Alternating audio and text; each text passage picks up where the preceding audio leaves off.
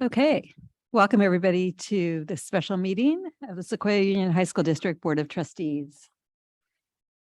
Start with a call to order and a roll call, please. Must be out of practice.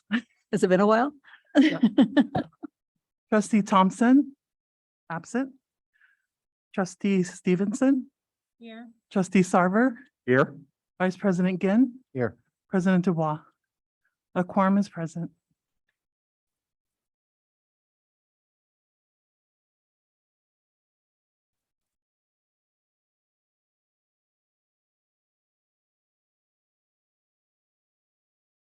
Note to our audience members, if you're in our live audience and you would like to make public comment during our meeting, we do have public comment cards over there by the coffee. And if you are part of our Zoom audience, you would just raise your Zoom hand.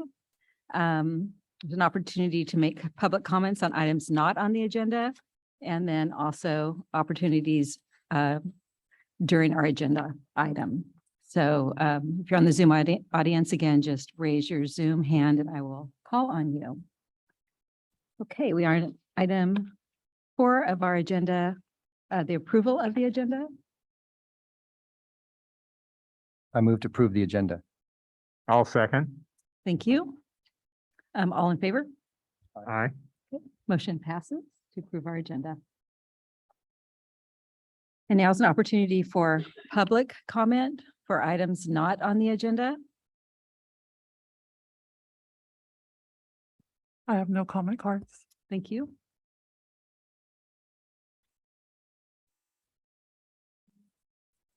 First board program. Yeah. That's that one right there. Okay. And that hand went up and then down. Okay, I do not see any public comments for items not on the agenda. So now we'll move on to item 6, discussion item for our general obligation bond, the feasibility survey. Yes, good afternoon.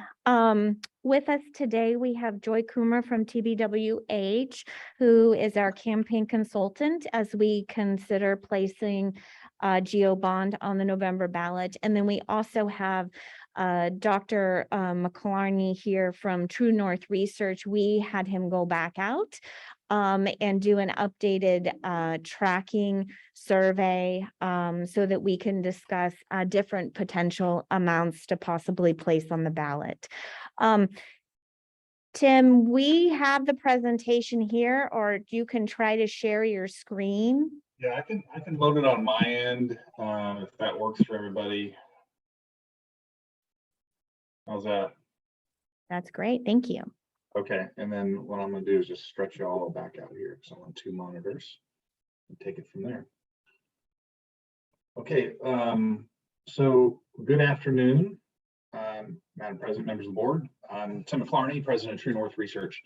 And a few months back in April, we had the privilege of conducting what they call a baseline bond feasibility survey for the district, where we looked at the feasibility of placing a bond on the November 2022 ballot. During that survey, we were testing a bond that would raise about $549 million. Tax rate was just under $15, so $14 per 100,000 assessed value. And you may recall from that presentation that the results were encouraging. We had support that was, staying in the 60s throughout that survey, and certainly indicated that type of a measure could be feasible for November. Since that point, a couple of things have happened. One is, given all your facility needs that you have, there's been an interest in what's possibly increasing the bond amount so that you can do more work on your end in terms of your facilities. At the same time, what we've seen around the state, and it's sort of reflected in some of the polling that we've done for other districts as well, is that the economic conditions and economic concerns have continued to deteriorate a little bit. If you think about where we were at the beginning of this year, there was, stock market was 20% higher. Things, although we had inflation, it had yet to be sort of confirmed where it was. Since that point, we now have sort of stubborn inflation that, instead of going down with interest rate hikes, has actually increased. So now it's up over 9%. The Ukraine war, which we all hoped would be over quickly, doesn't, the longer that goes on, the more it looks like that's going to be a prolonged effort that impacts gas prices and other things that people are feeling in their pocketbooks. And what you're starting to hear more and more of is that, the R word, right, that we're heading towards a recession. And so these conditions have somewhat deteriorated as over the first part of this year. And so the point of the tracking poll is to come back in the current environment, reflecting all of these developments in terms of the economy, but also to test a potentially larger bond for November. And so the results I'm going to present to you today are the results of that survey. Where appropriate, I have, and where we have the comparison, I'm able to show side by sides of where we were on the baseline poll with the 549 bond and where we are with the bond we tested in this survey. And as I go through this presentation, I welcome questions from the board as I go, or at the end, whichever is your preference. Okay, so let's go on. Okay, so before we talk about the results, just a quick moment to check in on the methodology of the study. We use the same methodology for the tracking poll that we did for the baseline poll, where we had a random sample of what we call likely November 2022 voters. These are voters we expect to actually cast ballots in this upcoming November election. We use a process called stratified and clustered random sampling, which ensures that at the end of the data collection process, we have a sample that is in fact representative of your likely November universe on all the dimensions that we know are related to voting behavior. So on tax measures, so things like age, gender, partisanship, household party type, our sample matches that likely November universe. I will say that we had sort of a happy accident here. We were supposed to go out and do about 400 interviews as part of this tracker. It was going to be a tighter survey. And our data collection partner kind of miscued and went ahead and kept going. And so we're coming back with 661 interviews instead of 400, which is a good thing, right? No additional cost to the district, just more data means better reliability. We reached out to individuals once they were randomly selected in 3 different approaches: email, text, and telephone, to try and solicit their participation in the study. Folks were given the opportunity to participate either by telephone or online at a password protected website, and in English or Spanish, whichever was their preference. And now, because this was a random sample of 661 and not a census of all of your likely November voters, it has what's known as a margin of error due to sampling. In this case, it's plus or minus about 4%. So what that means is we can be 95% confident that the results that we'll be sharing with you today are within plus or minus 3.8% of what we would have found had we spoken with all of your likely November voters. Quick question. Mhm. How many of the 661 randomly selected were also selected the last time? There's going to be some overlap, but not a lot of overlap in your district. You have a large enough district that where we pull independent samples. And so if somebody was in that first survey, we have the ability to purge them from the separate sample. There's a little bit of overlap, but not a lot. So for the most part, this is a different set of people. Okay, so on the results here, you see the first slide is the answers to what we call our most important issues question, where for each of the issues you see on the left side of that slide, we simply ask voters to tell us how important is this issue to you. Is it extremely important, very important, somewhat important, not at all important? We ask this question because it's a great warm up for the respondent, just kind of gets them into the groove of taking the survey. But it is also a nice opportunity for us from sort of a 30,000-foot view level to see what issues your voters care about, and in particular, how do issues that may be impacted by your bond stack up against other issues that also compete for tax dollars, and in particular, how does the issue of maintaining the quality of education in local schools stack up against preventing local tax increases? And what you see here on the slide is kind of what you're hoping to see when you do these types of studies. The very top of the list, #1 issue is maintaining the quality of education in local schools. We had 91% of respondents tell us that's extremely, very important, followed by protecting the environment, reducing gang activity and crime. Kind of middle of the pack there, you see repairing and renovating aging school facilities, checks in at about 68%, considerably lower than the 91% that's assigned to maintaining the quality of education in local schools. It's just a reminder to us that although bonds are about capital improvements and facility improvements, at the end of the day, what voters really care about is what those facility improvements are going to enable in the classroom. So you always want to kind of be connecting the dots from what it is you're building or improving and why it matters in your core mission of educating students. Then as you go down to the bottom there, very last rung there, preventing local tax increases checks in at 50%. So you've got a gap of about 41% between that top issue of maintaining the quality of education in local schools and the bottom issue, preventing local tax increases. That's a good sized gap, right? That's a bigger than average gap. And that just tells us that relative to other voters around the state, your voters care more about education relative to preventing local tax increases than most. So that's encouraging. A quick question. Can you compare how that was when you presented to us last time with the prior group of, Yeah, I can. Give me 1 second here. I can pull it up over here on the left. wondering if we're gonna, my guess is that it probably shrank because of all the reasons you mentioned at the beginning, that the gap shrank, but maybe it didn't. And then, hold on 1 second.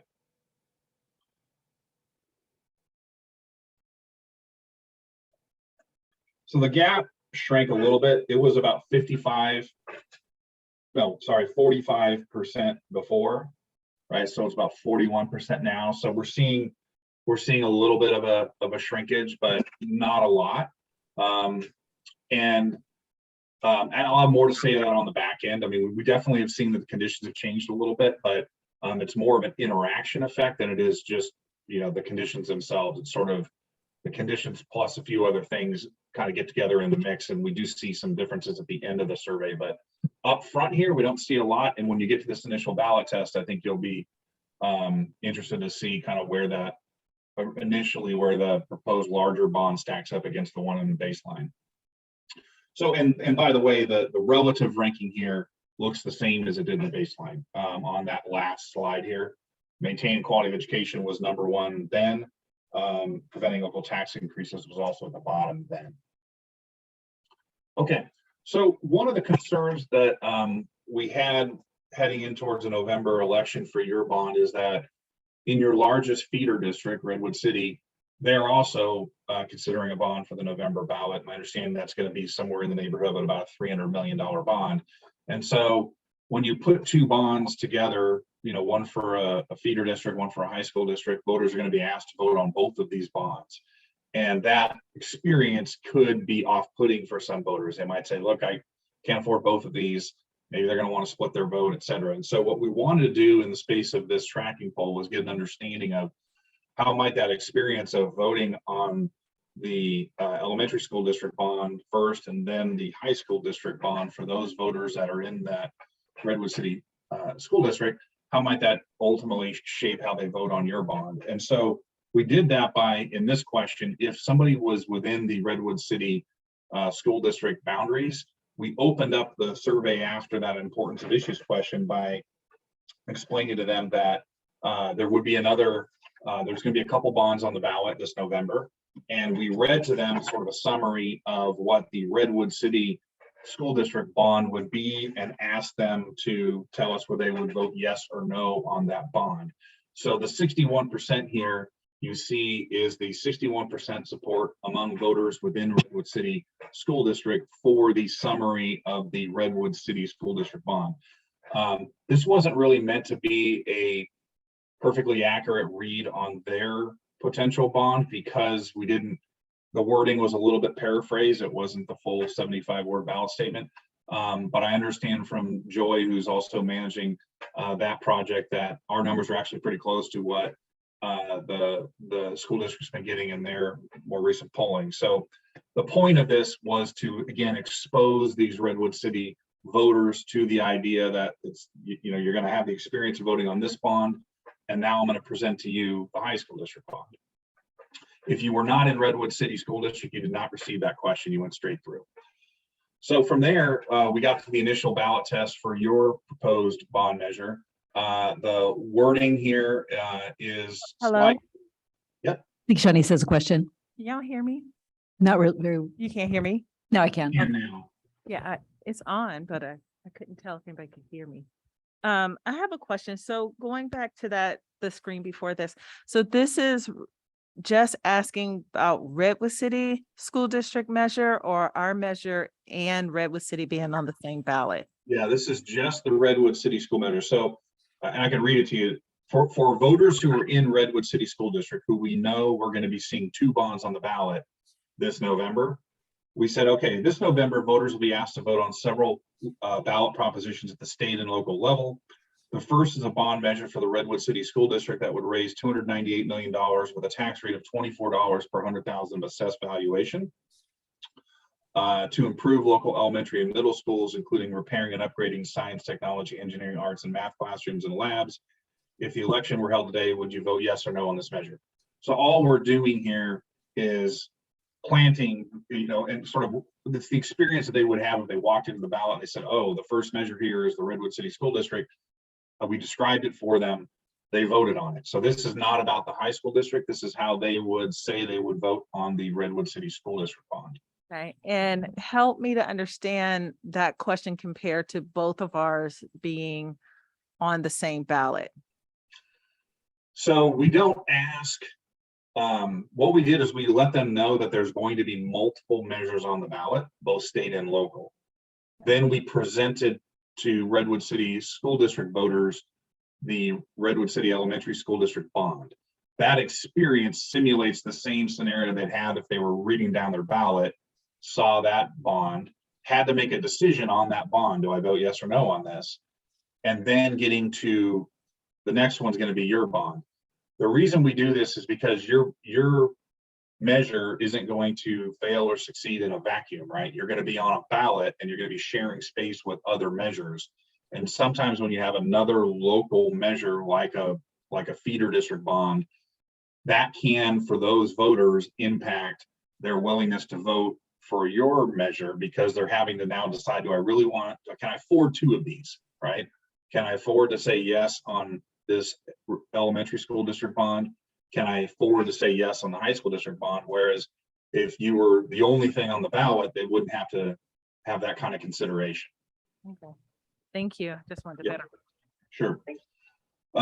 So that's the results to that question for their bond. And again, this is really just a setup for what we're doing next year, which is presenting them that initial ballot test for your proposed bond measure.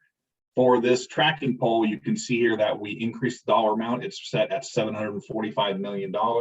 That would require a higher tax rate, levying $19 per 100,000 assessed valuation, raising about $31 million annually.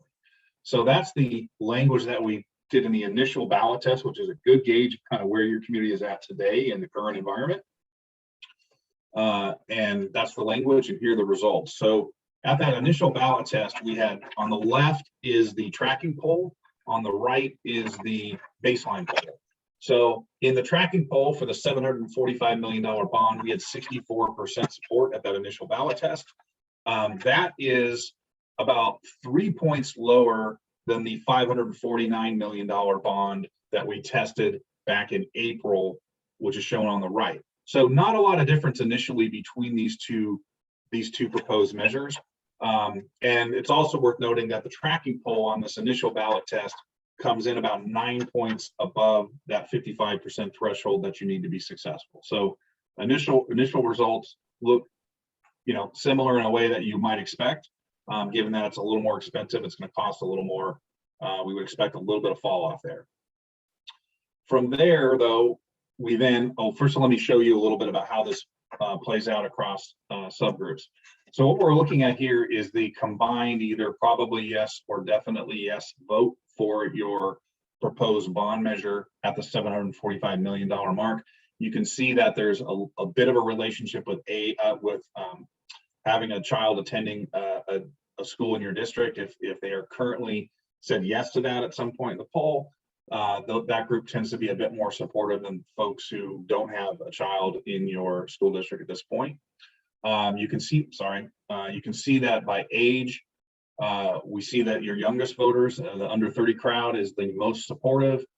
Over on the very far end over there, your seniors, they are the least supportive overall, checking in at just about 55% on the nose.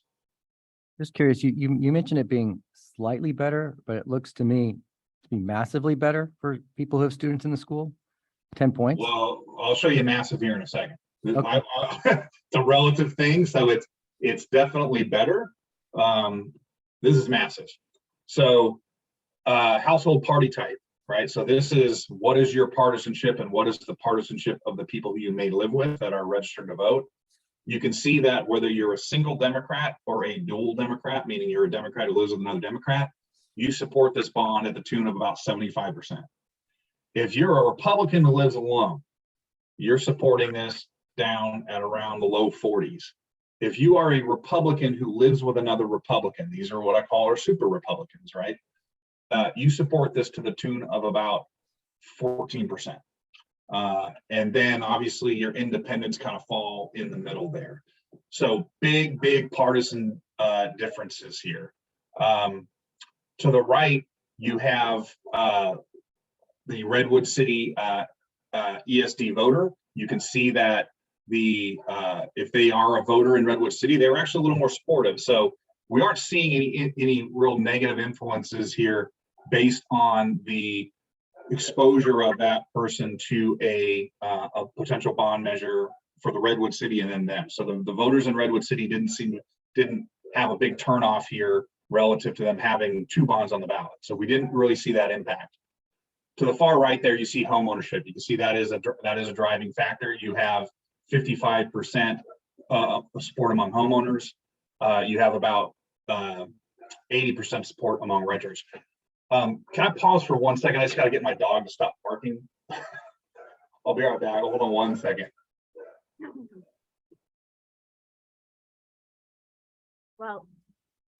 While he's doing that, I'll just step up really quick. Joy Coomer with the strategy firm that's been working with the district. I just wanted to say that these results that he's showing right here, we're working across the state. And this is a similar pattern that we are seeing right now in many districts, both many districts seeing less support in their tracking surveys than they initially did because people are worried about a recession, but also that homeownership gap and the household party type gap. It's consistent across California that dual Republican households, and I think Dr. McClarney and his polling firm is excellent, but I work with others too. And they also are seeing the same thing. So it's not particular to anyone. It's just statewide. We're seeing, as we're coming up on this November election, Republican voters, their support for bond measures is really going down. And also homeowners who are concerned about a recession, we're also seeing a lot of support go down. So I just thought I would share that you are not unique in this situation. We are seeing that across the state right now. And I think, Do you know how much that's different from April?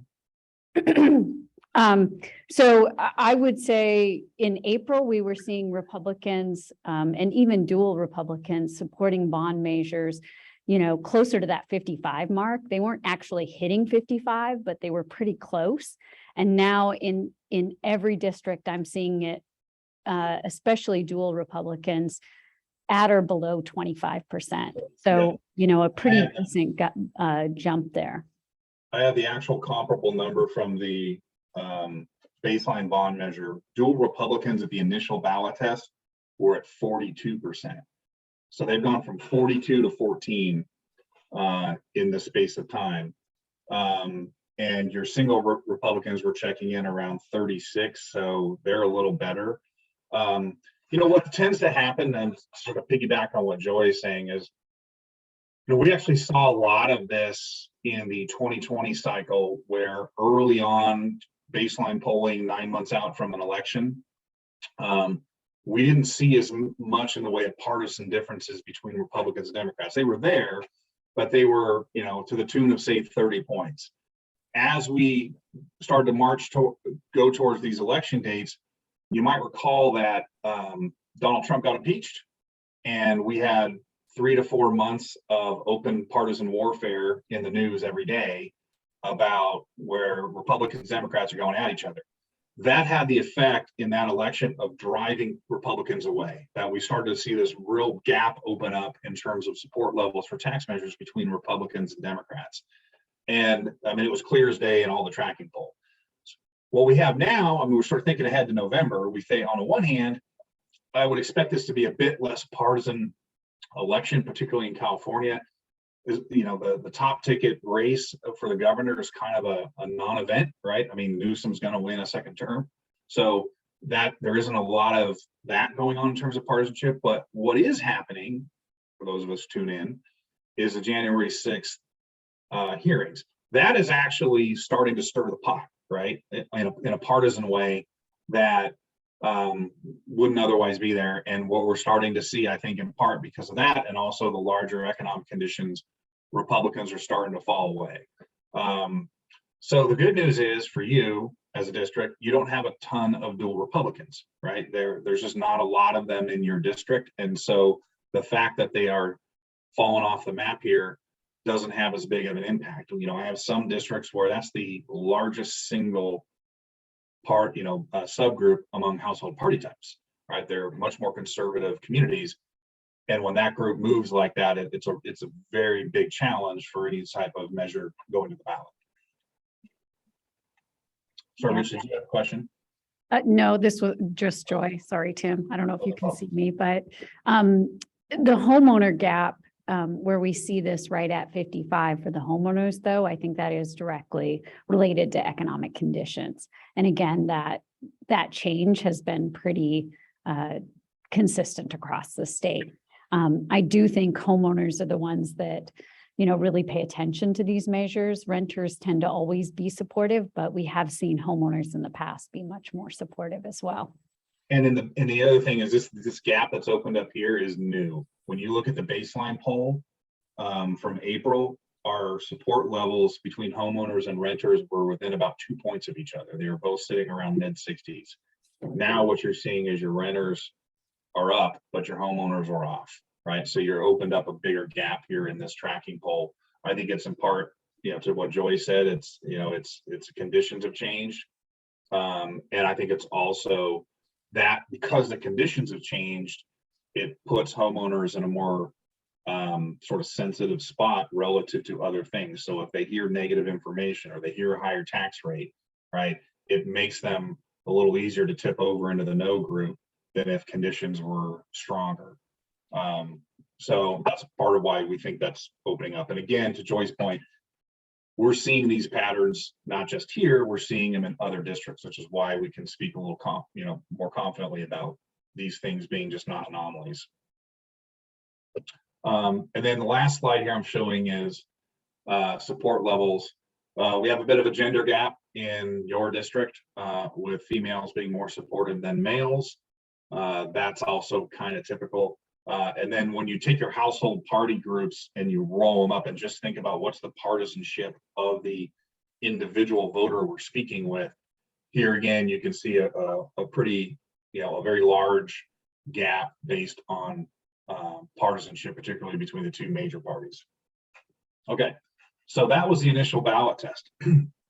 After that point, we get to the tax threshold section and we say, all right, although the tax rate is built into that 75-word ballot statement, sometimes people miss it, they misunderstand it.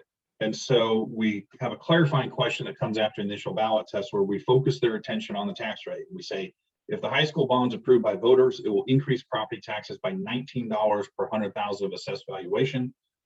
This means for the typical homeowner, it's going to cost about $255 per year.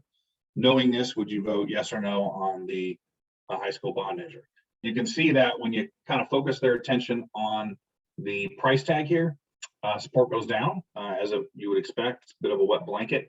And we have support now checking in at 60% for this particular measure. We did not ask this question identically to this in the baseline poll. In the baseline poll, what we test is a tax rate by itself, and then then we add in the information in a separate question about what this would cost the median homeowner. So we split those two things up. When we did this in the baseline poll and they had both pieces of information, support checked in at 65%. So we're about 5 points higher in terms of support at this point when they knew what the tax rate was and they knew what the annual impact of their household would be, because and both those figures were lower, right? We were looking at a $14 tax rate and a $188 per year for the median homeowner. So we're about 5 points lower from then. Now from here, we get into, in the tracking poll, a section which is called the argument section. And what we're trying to do here is simply expose them to arguments on behalf of the measure, like what would happen if you move forward with a bond this November and you have a campaign. Voters are going to hear some of the positive things about your proposal. And so we want to simulate that in the space of the poll by sharing with them some of the arguments that we found from baseline polling as being the most compelling. In the baseline poll, we did these one by one, and we showed a big chart on ranking those. For the tracking poll, that was not the goal here. What we wanted to do was simply pepper them with 3 or 4 of what we think are the most compelling positive messages around the bond, expose them to that experience like what they would have if they were contacted by a campaign during the election cycle. And then the question is, how convincing do you find these positive arguments as a reason to support the measure? So you can see here that, I'm sorry, was there a question? Okay, sorry, I heard something on my end. So you can see here that after we pepper them with positive arguments, 66% of respondents said that they found those arguments to be very convincing or somewhat convincing reasons to support the measure. And the goal of this, again, is sort of instrumental. We want to expose them to these positive messages, and then we want to come back with what we call our interim ballot test. Here's where we present to them that same 75-word ballot statement, and we get their reaction. Here again, I'm showing the tracking poll on the left, the baseline poll on the right. So at this point in the baseline poll, we were sitting at over 2/3. We had 68% support for that $549 million bond. The tracking poll for the larger bond, the larger tax rate, $745 million, we're sitting at 63%. So you remember that initial ballot test, we were at about a 3-point gap. Now we're sitting at about a 5-point gap between these two. But you're still, at this point in the interview, you're still about 8 points above that 55% threshold you need to be successful. And then we get to the negatives. And the idea behind the negatives is, we want to expose them to the types of opposition arguments they may encounter during the election cycle, so we have some sense of how that might impact their support for this proposal. And so there were really kind of 2 points to the negatives. The first one was, the argument's been sort of the number one argument in most measures that I've tested throughout the state this cycle, and that is, residents and businesses have been hit hard by the pandemic, inflation, high gas prices. Many are struggling to stay afloat. We can't afford another tax increase at this time, especially young families, seniors, and those on fixed incomes. So you hear that a lot, like this is just a horrible time to be thinking about raising taxes when we have all this stuff going on. And then we add to that, plus the peninsula is one of the most expensive places to live in California. Passing a bond will make it even less affordable, including interest. This bond's going to cost taxpayers more than $1 billion, take about 30 years to pay off. That's the other real common argument you're hearing at this point, is they're linking this to, everyone knows that, cost of living is high. There's not a lot of housing that people would consider affordable out there. And that the opposition does is say, hey, this bond measure, although it seems great, it's going to make housing even less affordable, right? And that sort of triggers people to vote no. So we test those 2 arguments here together in a short paragraph. You can see that about 56% of voters found them to be compelling. So then we circle back with what we call our final ballot test. We present that same 75-word ballot statement again and get an understanding of where they land. So at the final ballot test, after the negatives, in the tracking poll, we land at 59%, right? So we are at this point 4 points above that 55% threshold. You compare that to where we were in April with the more modest bond at $549 million, and we were at 67%. So that's an 8-point gap that is now opened up over the course of the interview. And that 59% is 4 points above that 55% threshold. That 4 points is the margin of error on the poll, right? So what that would mean is we can be 95% confident that the actual results out in the community are 59% plus or minus 4%. So it could be 55, it could be 63, right? With 59 being the estimate. Okay, so a couple more slides here to share.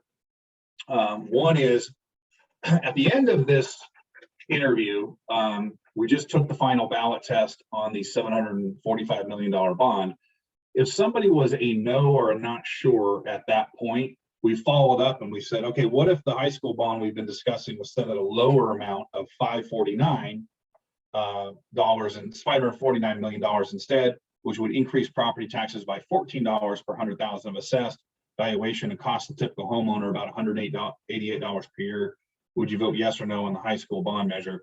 And you can see here that we get about 6 points of what we call soft yes, right? So you pick up 6% of people switching from a no or not sure over to the yes. You combine that with the 59% who were yes at the larger bond, and we could assume they're yes on a smaller bond. And that gets us to about 66%, which is right about where we were on the final ballot test back in April, right? And so you can see that the price tag is sort of matters, and the gap that we're seeing here is sort of the same gap that we're seeing between the baseline and the tracking poll in terms of support level. All right, so key conclusions. I'm going to try and be quick with this, and then we can open it up for discussion, questions, etc. You know, there were a few things that we wanted to look at in this tracking poll. We knew from the baseline poll that the projects are really popular with your voters. We knew that at that price tag, they were very supportive. But we had some questions about, you know, what's going to happen with double bonds on the ballot in Redwood City. What if we were to raise the cost of this measure, both in terms of the aggregate bond amount and the tax rate, and also given, you know, the sort of macro level conditions continuing to darken a bit, you know, where do we sit? And so one of the encouraging pieces of news is within the Redwood City subgroups, we didn't see really any evidence in this poll that having two bonds on the ballot with that group was going to cause us problems. In fact, that group tended to be among the more supportive of your proposal, even after being exposed to the idea that they're going to have another bond on the ballot. So that's good. We don't see a lot of drop off there at all. We do see that there's some price rate sensitivity with respect to this bond. The higher the bond amount, and particularly the higher the tax rate, we are seeing a bit softer levels of support, as you might imagine. And when we were just zeroed in early on in the poll, it was about a 5-point difference, right? So we're about 5 points less support for a $19 tax rate when compared to that $14 tax rate. The bigger story here, I think, though, is in the current conditions that we have, that when you raise the bond amount, you raise the tax rate, and then you sprinkle on negatives, what we're seeing is we're ending this poll quite a bit lower than we were ending the original baseline poll with a more modest size bond. Instead of being at 67% or almost 2/3 at the final ballot test, we're checking in at 59%. And that 59% is within the margin of error of the 55. And so we're a lot closer to that line at the end of this interview with the larger bond than we were with the more modest bond back in April. So let me stop there, and happy to answer any questions about the polling or larger sort of political questions. Okay, any questions? Ellen? I guess to me, you know, coming in, scraping at or below 60% approval seems a lot narrower than that slam dunk sense that you want to have when taking a bond forward to the public. In my experience, starting with a 60% approval means you've got to run an absolutely perfect campaign, and nothing out there really needs to come up to get in your way. And I think one of the things that we're looking at here is kind of looking at trends of things. It seems very likely that perception and concern over a recession is going to be continuing to grow as we get closer to the election, and it's going to be made a core topic of conversation in every election campaign that's out there. So it feels like we're on very risky ground with that. Is there, you know, some sense of that range between $19 and $14 do we get more support by cutting it back and looking at that as responding to public input?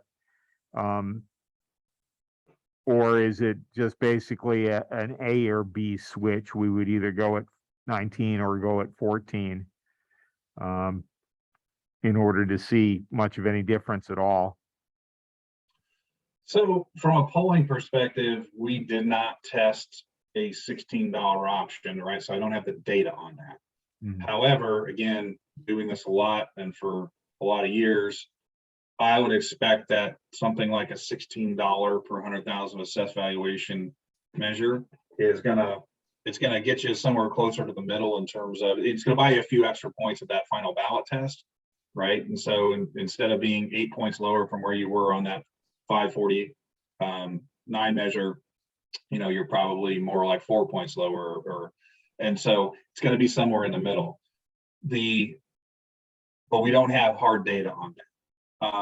Just to kind of your assessment earlier about feeling like, when you're sub 60% at this point in this process, and recognizing that we've got a few more months ahead of us before the November election occurs, and understanding that conditions could continue to get worse between now and then,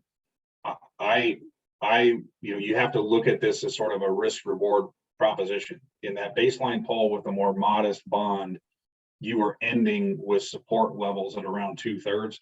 That's a much more comfortable place to be going into what could be a sort of raucous November election cycle, and you've got room to absorb some of the things that may get thrown your way, right? You've got room to sort of work up against the headwinds of a recession or further bad economic news or who knows what. When you come into it sitting at 59%, you don't have a lot of room, right? And so it's this risk reward proposal. And in this case, based on what your numbers are, I think you're potentially getting an extra $200 million, but you're also raising the risk considerably of coming home with zero, right? And so I think if it's the will of the board to think about something that's maybe more moderate in between these two, I think that I'd feel a lot more comfortable just from a consultant's perspective than going out at the 745, because I think you are starting to toe up against that line, and you're biting off a lot of risk. One other question I had, was there any way in the poll to gauge whether any of the respondents really had heard about an initial consideration of $14 and that they were comparing the $19 that they heard about in this poll? No, there might be a few people who wound up in both samples, but for the most part, there's a completely different set of people. And my experience as voters, it's the rare voter who's out there paying attention to what tax rates you put in a prior poll, right? I've just never found that becomes the driver. So they're really reacting to the $19 on its surface as the tax rate here.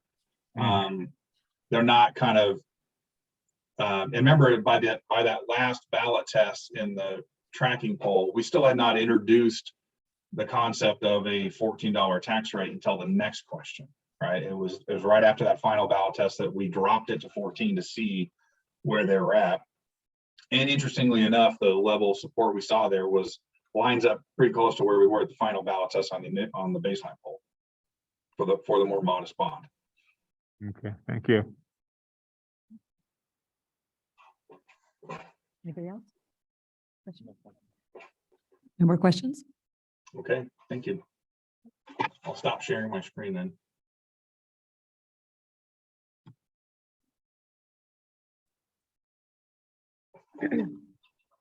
If I may, I had a couple of other items I thought it might be helpful to share with the board as you continue to consider what you might do for this November election.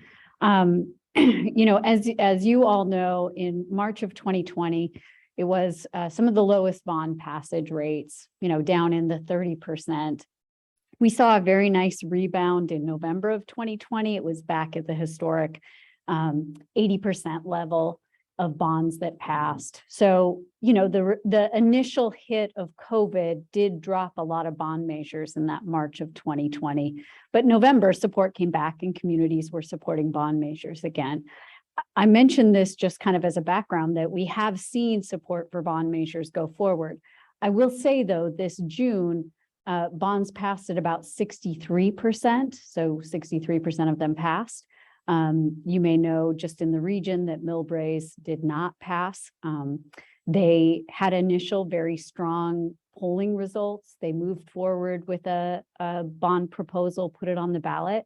And my understanding is they didn't have a particularly strong campaign committee, which, as you know, the district can move forward and put something on the ballot. But as you mentioned, you need to have a strong campaign committee to be that supporting backbone behind that bond measure, because they're the ones who are going to go out and ask people to vote yes. The district can only provide information.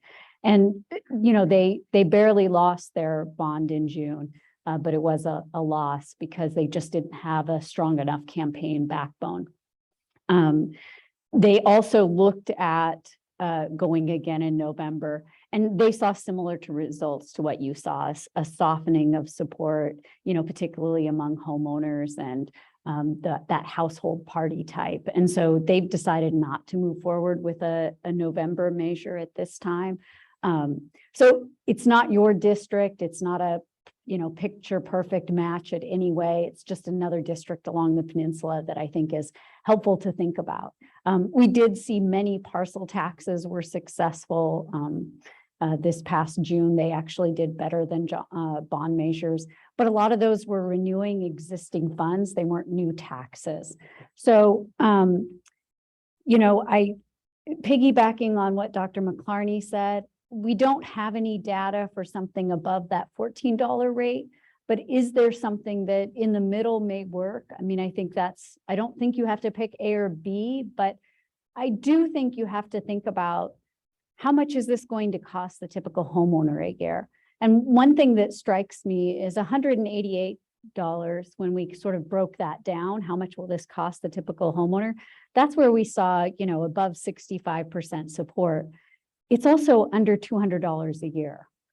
You know, once we went above $200 a year, it seemed to cause voters a little bit of pause.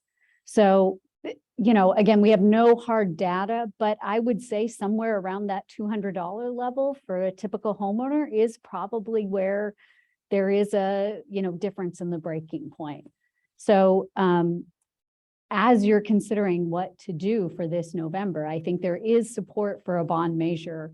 The critical question is how much, and like many districts around the state, this won't be your last bond. You will likely have to go out again in 8 to 10 years. Most districts are doing that now. So I think it is sort of that risk reward analysis that you're doing right now.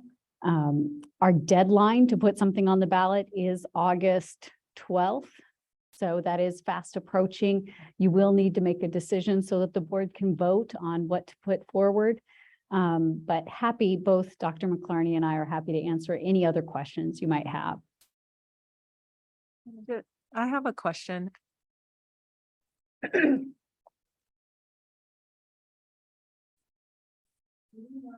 So oh, sorry about that. Do you know the ages of the homeowners?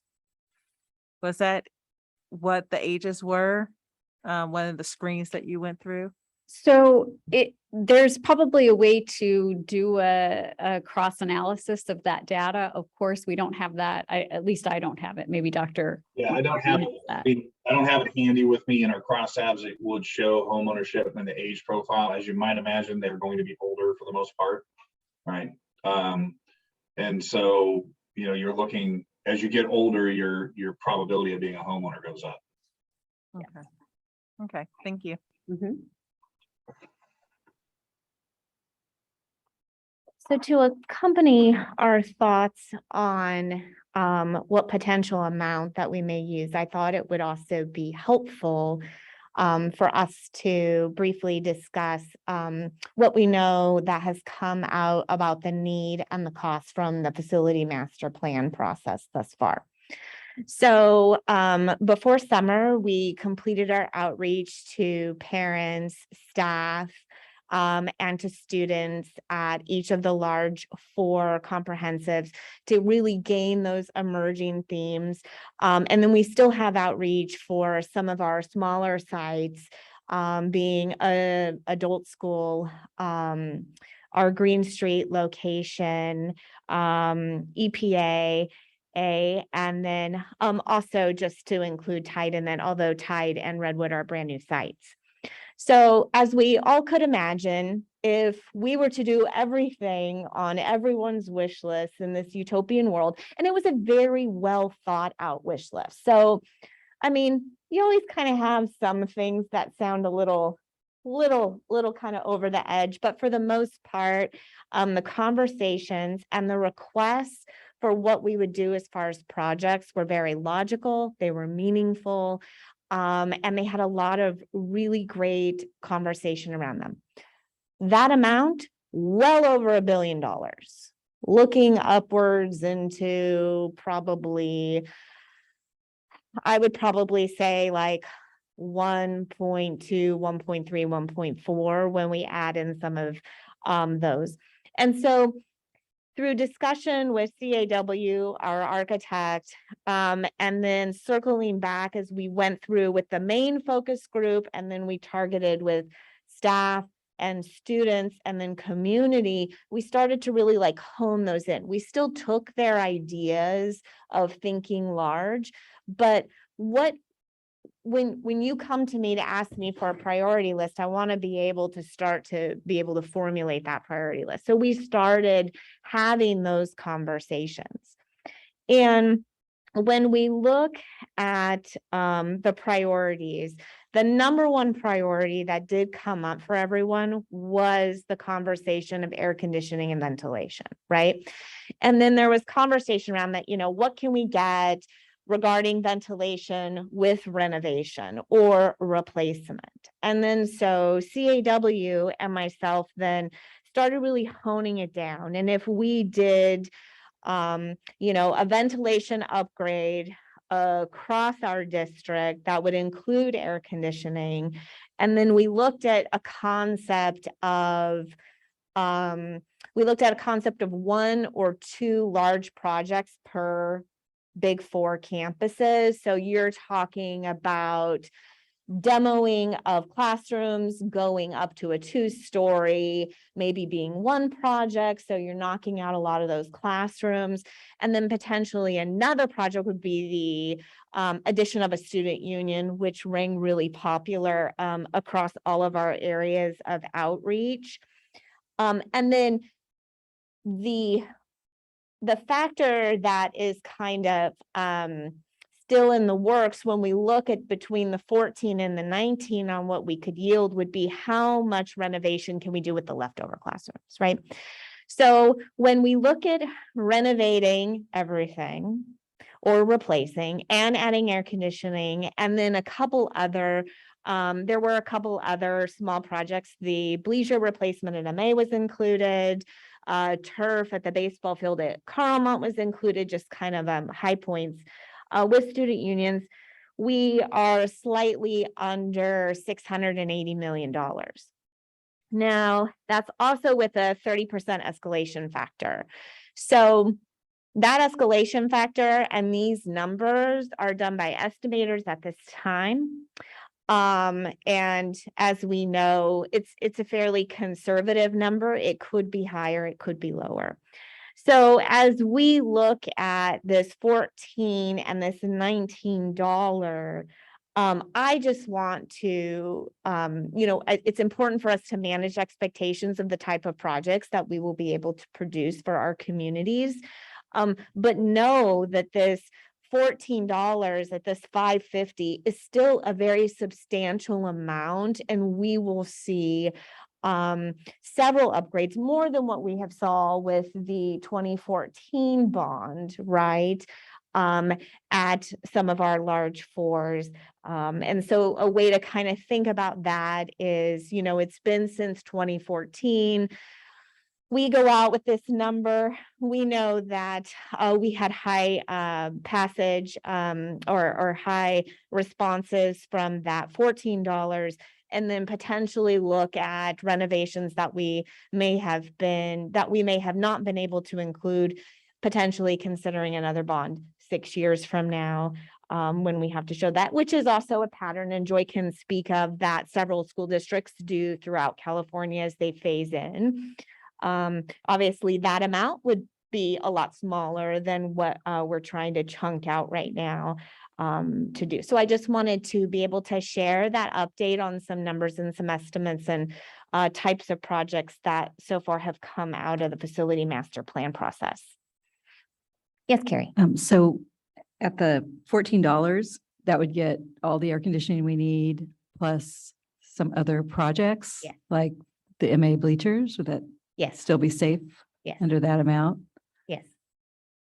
So it might not get the student unions, and it might not get. At that 550 currently, you are looking at, so I don't consider MA bleachers to be a large project. When I look at large projects, we're talking about new buildings, right? So at that 550, potentially if we play around with what would be left and the amount of renovation that is done, which still we need a deeper dive into. We are looking at, I could say we are looking at air conditioning and one large project per. Potentially we could potentially work into two, depending on what those projects were. When Brent gave his presentation, there was a certain number of classrooms that were maybe not the right size. Can you comment on how big of an issue is the smaller size versus the bigger size, and how should we think about prioritizing the size? I mean, I know air conditioning is certainly high on the list, and I'm not sure how to think about the size portion of the issue. Well, I think the size of our classrooms, we are aware, especially at our Woodside and our MA sites, that they are considerably small, right? And so I would look at those particular wings, if they were left over, what potentially can we renovate, right? So you knock down a classroom, your two classrooms now become one classroom. What does that renovation cost? How many classrooms can we renovate? Are the remaining rooms that are now considered classrooms that are smaller, can those be shifted to small meeting rooms, offices, and so forth? You know, in the fall, we will also be doing a deeper dive into our enrollment. When I talked to CAW this morning, when they were looking at renovating, so making classrooms larger and then also building new buildings, it was classroom for classroom. So if we had 1,000 classrooms now, his current drawings are for 1,000 classrooms. So, you know, as a district, and as we see in our foreseeable future, I don't see us declining as much to wipe off buildings, right? It's really more about being more thoughtful about when we create space, because our industry has changed, right? It's about creating these flexible spaces. When we're looking at renovating a lot of our sites, these sites were built 50, 60 years ago. This was your classroom, this was your hallway, right? And so what we've seen with our most recent projects and buildings is more of that flexible space. And so your Tide is a good example where you have these individual classrooms and then you have these partition walls in between that can be opened up to larger space or smaller classroom spaces as well.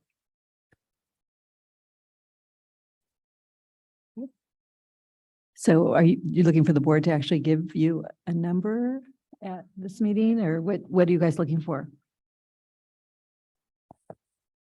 So the purpose of today was actually for us to provide the update of the results. And so it is anticipated on the next board meeting, or at the August 3rd board meeting, that the board will have a discussion and make a decision at that time. Okay, thank you. So staff will have, we'll have 3 resolutions. We'll figure it out. I'll work with Dr. Williams, and staff will also obviously have a recommendation as well. Okay. So when you say having 3 resolutions, based on the conversation so far today, would that be at 14, 16, and 19? It would be. Okay, all right, so I'm very much in favor of having that kind of be what our back pocket is full of as we go into the decision-making conversation. That sounds excellent. And this also gives us an opportunity if the board has any additional questions or requests of staff in order to bring greater clarity. Yeah.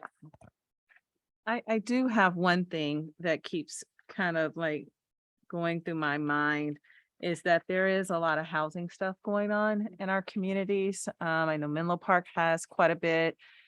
East Palo Alto has quite a bit, and I'm sure some of our other communities as well with the housing element going on. And even though this may be 1 or 2 people who are emailing me, but the question of anti-housing is coming up as one of the arguments, that the bond is anti-housing. And so I just want to make sure that we're on solid ground regarding what that is. And then also if we decide to move forward with a bond, that we are clear and resolute about how this supports our kids. And so I just wanted to make sure, I know that there was a couple of arguments that were, I'm looking at Crystal, but the person who was online, I'm sorry, Dr. McClarney. McClarney. Like, what is the argument around that? Because that is coming up, is the anti-housing piece of it, even though I don't believe we are anti-housing at all. Can you But- talk a little bit about what that means? I don't know what that means when people say that to you. So when folks have said it to me and I've had it, I've spoken with a community member, but I also have gotten emails regarding this about the impact. Saying that people who are new homeowners or seniors is this the end of the spectrums, right? You're just getting into housing and you're trying to maintain your housing, that it is anti-housing for them because they're paying the bulk, they feel, not what I'm saying, that they're paying the bulk of the schools. And so I just, as a new board member, trying to figure out what that is, and maybe there's some research out there, maybe there's been some other arguments around the state, but if you have anything to say to that, that would be helpful. Where we've seen it come up is just that anything that raises the cost of housing, right? Some people will say you're just making a bad problem worse, right? You're making what is already a very difficult market to afford housing even worse by having a bond. So that's kind of how we've seen it pop up. That hasn't been an argument in past years that's really gotten much traction, that connection. But you know, because housing affordability is such a hot topic in the last few years, you know, if you're an opponent, you might try and connect those dots for folks, right? That's how we've seen it pop up. And we did test it as a negative in some sense. We did say it is a Correct. very expensive place to live and this bond will make it less affordable. And that was a very persuasive negative in this tracking survey. So, and we did see that homeowners were much less likely to support this. They were right at 55%. So, you know, we may not be hearing the same anecdotal things that you're hearing, but the data suggests that there is some struggle amongst homeowners and the affordability. One last thing I might mention too, as you're thinking about the next board meeting on August 3rd, is that once the board votes to put this on the ballot, the district can only provide information about this bond measure. Just a reminder that as of yet, we don't have a community member who has stepped up to run an independent advocacy campaign. Certainly board members and district personnel can on their own time participate in a campaign activity, but you really do need an independent community member to step up and run that independent bond campaign. District personnel and board members can't actually be the leadership for that independent campaign committee. So just a reminder that that is another piece that would help this puzzle come together, especially as you're considering different dollar amounts. I wanted to follow up on that a little bit.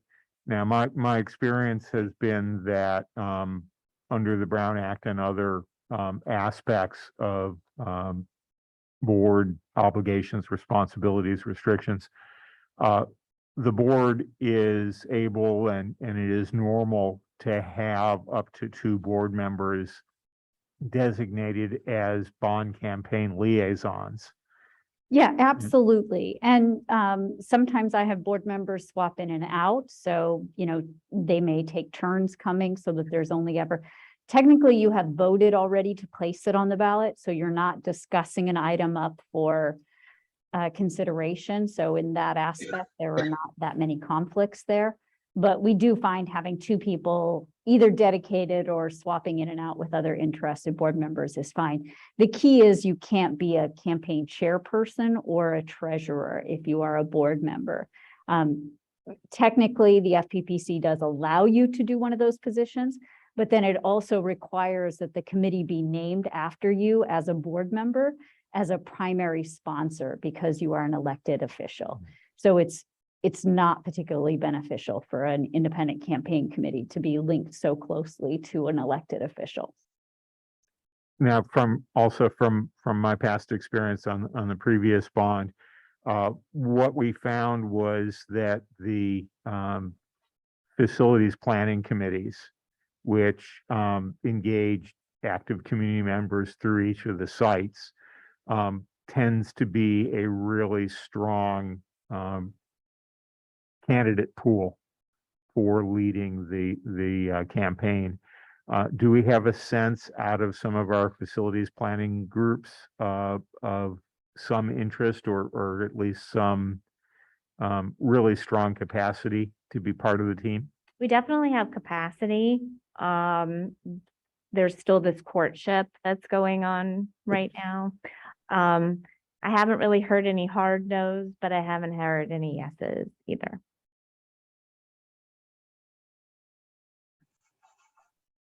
It sounds to me like this work is being pursued in a manner that I would be most pleased to see it happen. I think so. And then also I wanted to touch a little bit what Shanice had said to the rest of the board about the messaging and students and so forth. So we are in the process of working on our district website that will have a bond specific page addressing this. And so this information will be there along with our projects. And it's really important to have a page that we can point people to, because some of the emails that I've received, some of the information is incorrect. And so I want to make sure that people are doing the correct math. As we can see, we saw smaller numbers than what some have anticipated would actually cost them. And so making sure that we have those tools available to you all, and then for our community to go and look for themselves, because that's also important to be able to read that. So that is up and coming very soon. The missing piece for me really is this amount, which will be presented to you on the 3rd. We have to choose an amount on the 3rd if we're going to put something on the ballot in November. So it has to be at a regularly scheduled meeting before the 12th, which is August 3rd. So I just want to make sure that that's clear. But if you have any questions for myself, please let me know and I will do my best to get you that information prior to August 3rd. If I could, I think I'll repeat something that I've said a few times. I hope that by the August 3rd meeting, we can have something that can be fairly publicly shared that really it documents the highest priorities that we've identified through the facilities planning, and that we're really able to look at it and steer the work going forward through the lens of here's what we need to work on, here's the urgency, here is I think all of the discussion with the public needs to be, here's what you're being asked to invest in. Because I think that's a cornerstone of saying yes or no to plunking down a couple $100 a year.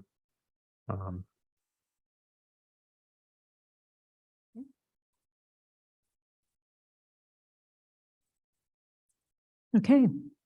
Any other comments or questions from the board?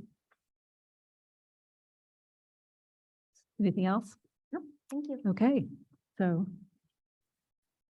go ahead and adjourn the meeting, or do you have any closing thoughts? I just want everyone to know that we are very excited about the potential bond. And definitely just want to underscore the need for some of the modernization and then also for the upgrades with, as we all know, with the air conditioning units for our students. And we want to create the best conditions by which our students are learning, and then also for our staff members as well. And so we are excited and looking forward and working together. And if there's any additional information that is needed, just let us know prior to our August 3rd meeting, and we will definitely get that information to you. Okay, thank you to the presenters and thanks for the information. With that, is there a motion to adjourn? So moved. Second. Okay, all in favor? We are adjourned. Thank you. Thank you.